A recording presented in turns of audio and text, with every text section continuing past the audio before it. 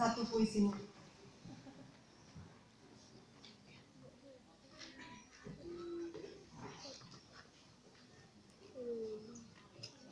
Haus seorang pemuda, kehausan dalam perjalanan.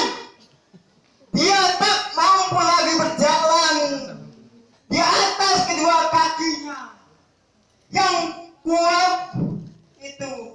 Dikala sungguh sangat kasihan dia. Bila aku melihatnya, hatiku tak kuat menahan kesedihanku ini. Mungkin diriku sama seperti dia, tak sanggup berjalan lagi mencari kebebasan itu. Terima kasih. Terima kasih Arno. Arno ini orang yang tidak bisa menahan perasaannya. Tiba-tiba karya berpuisinya muncul, dia akan berdiri mencari tempat sesuka dia, dan begitulah Arno.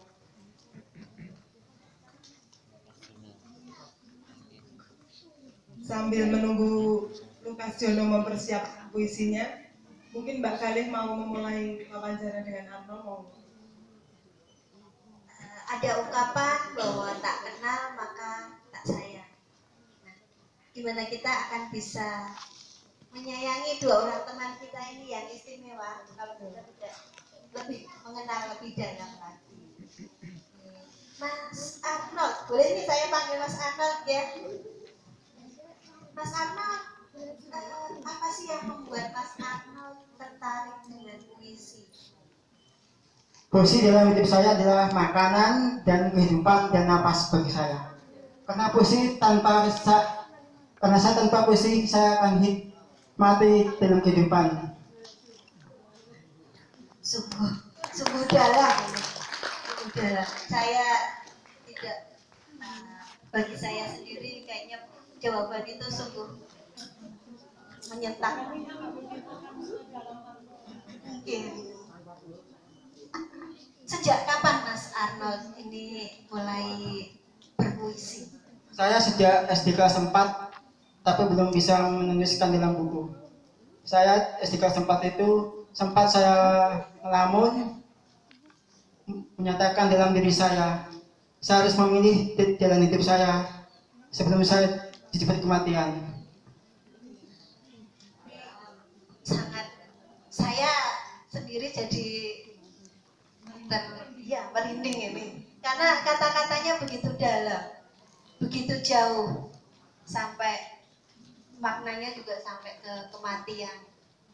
Padahal banyak dari kita yang mungkin belum berpikir tentang kesana ya, belum angan-angan pun mungkin belum sampai ke sana. Tapi Mas Arnold sudah sedemikian mendalamnya, dan itu diungkapkan dalam puisi-puisi Mas Arnold ya Mas ya.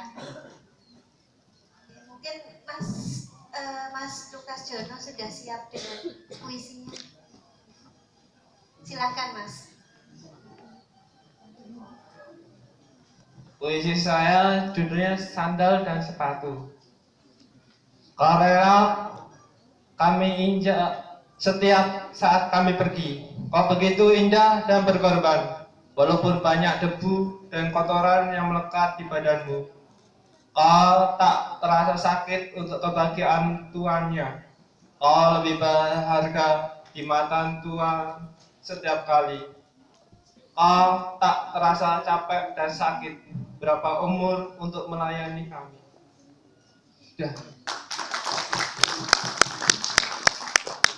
Terima kasih untuk puisi. Sederhana tapi mengena dalam. Oke, Mas Lukas Jono sendiri, setahu saya sih Mas Lukas Jono sudah menerbitkan sebuah buku, Tingkir. Ya. Ini prosesnya bagaimana Mas Lukas? Pertamanya dari nulisnya puisi itu dari sejak ikut kantin banget miliknya Budi Mariono. Baru itu terus saya mau ke universitas dites di sekolah sukanya sastra. Baru itu. Untuk ide-idenya sendiri Mas Jono, ide puisi itu dari mana sih biasanya kok bisa? Karena kayaknya Mas Lukas Jono sudah banyak banget puisinya ya Mbak Dewi ya. Bisa begitu produktif. Dari musik-musik instrumental. Dari musik instrumental. Jadi ketika mau menulis puisi itu mendengarkan musik dulu atau seperti apa? Ya, jalan-jalan ke sawah, lihat orang. Jadi semua hal bisa jadi inspirasi ya Mas Jono ya. Ya pernah. Ya PYD. Terus bagaimana untuk mengatasi kesulitan itu? Ya butuh editor. Jadi ada orang-orang juga yang membantu ya Mas Jono ya. Sebenarnya puisi sendiri kalau untuk Mas Lukas Jono Puisi adalah jejak-jejak jiwa. Jejak-jejak jiwa yang bisa ditulis. jejak jiwa. Ini sangat Itu saya itu belajar dari Amri Salmana. Wah, saya sendiri malah kurang perbendaharaan, kurang referensi nih. Memang sangat hebat teman kita satu ini, begitu dalam, begitu luas referensinya, begitu banyak dan rajin membaca juga ya Mas. Ya, orang. Ya. Kalau tokoh sastra sendiri yang dikagumi oleh Mas Lukas Jono siapa Mas? Saya banyak. Amri Salmana. Yang lainnya Mas? Ya Budi Mariono itu. Kenapa Mas Lukas Jono mengagumi dua orang itu? Budi Mariono itu guru ya, dia yang menemukan saya menulis. Tadi mengenai jejak jiwa tadi sebenarnya saya masih penasaran Mbak Dini. Itu puisi itu memang gitu. Puisi memang ditulis. Nanti kalau pemahaman kan beda-beda.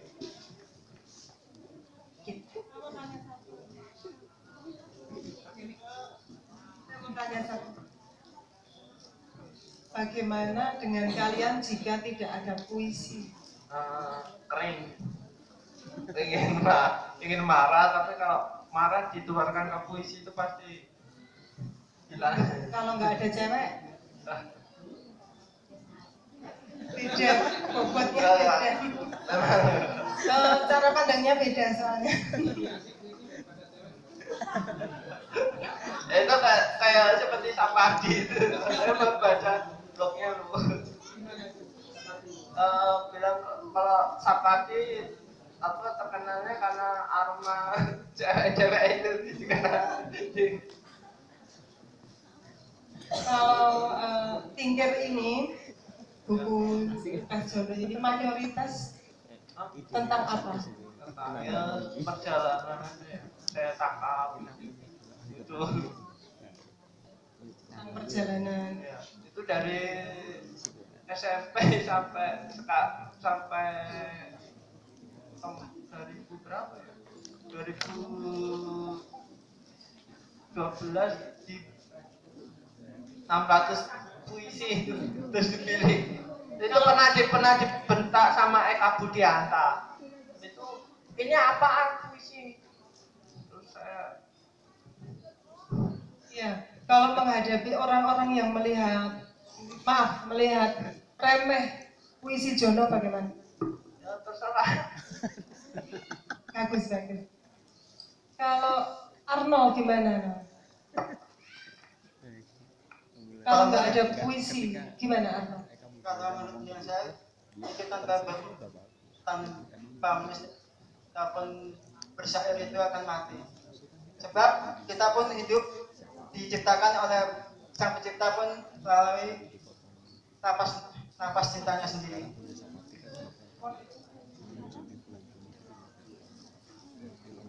Luar biasa. Luar biasa. Saya sangat tersentuh sekali dengan ungkapan-ungkapan dari dua orang teman kita ini. Ternyata puisi sudah menjadi hidup bagi mereka dan tidak jadi persoalan, yang penting pokoknya Berkarya. berpuisi. Begitu ya Mas Lukas Jono dan Mas Arnold. Sedangkan kalau Mas Arnold sendiri nih, pernah nggak Mas Arnold merasa susah untuk menulis puisi?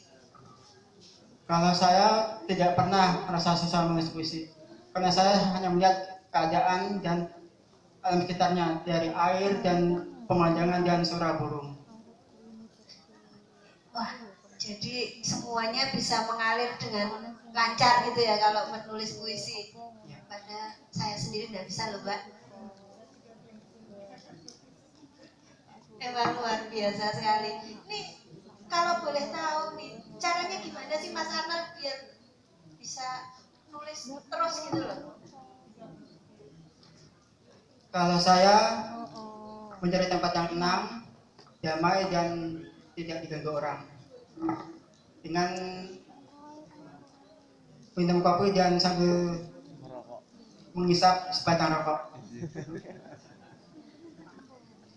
Kita kayaknya berarti kita perlu juga nih. Kalau di sini nanti cari yang tenang ya, cocok kayaknya dengan kondisi situasi di Bukit Cinta ini nanti ya. Mungkin nanti Mas Arnold juga, atau jangan-jangan sudah menghasilkan puisi di sini. Saya selama ikut kelompok Panarawa ini sudah menulis bermacam puisi, tapi belum saya terbitkan jadi buku. Nah ini sekarang keinginan Mas Arnold untuk puisi-puisinya apa nih? Semoga puisi-puisi saya ini bisa jadi buku, dan royaltinya saya akan membangun sebuah sekolah untuk anak-anak yang tidak mampu. Suatu cita-cita yang mulia, teman-teman, dari Mas Arnold. Dan kita berdoa, kita support agar apa yang menjadi harapan dan cita-cita dari Mas Arnold bisa tercapai, bisa terlaksana. Kalau untuk Mas Lukas Jono sendiri gimana Mas? Pernah nggak kesulitan untuk mengungkapkan Ya menulis puisi? kalau di rumah itu pas ada anggota keluarga atau saya kadang sambil nyanyi di rumah, kadang dikira orang gila gitu. Saya sampai puisi itu apa bisa untuk penghasilan? Itu keluarga itu yang pada Ini ya, keluarga tidak percaya ya kalau puisi bisa menghasilkan, itu ya Mas Lukas Jono. Dan mungkin itu itu yang menjadi motivasi juga ya, menjadi dorongan untuk Mas Lukas Jono selalu menulis dan rajin. Ya mungkin demikian ya Jono ya. Jadi tidak pernah ada halangan untuk bisa menghasilkan sebuah karya. Sudah dijawil-jawil Mbak Maria. Jadi satu hal yang saya utarakan untuk penutup, bahwa Pak Bambang Eka tadi dengan pembukaan sudah mengatakan bahwa tulis puisi itu aja sulit. Janganlah kita mempersulit diri lagi dan juga menulis hal-hal yang sulit untuk orang lain. Dan menulis puisi itu adalah pekerjaan hati ya Pak ya. Menulis puisi adalah hak siapapun makhluk yang berperasaan demi keindahan, dan tidak pernah ada satu orang pun yang akan bisa menghalangi dua teman kita ini untuk tetap berkarya, tetap menulis puisi, dan semoga itu menjadi cambuk, menjadi motivasi juga bagi kita yang tidak pernah punya keterbatasan, tidak pernah punya halangan atau apapun, untuk tetap berkarya, untuk tetap berpuisi. Demikian waktu kami kembalikan ke pembawa acara. Tepuk tangan sekali lagi untuk Lukas dan Anak.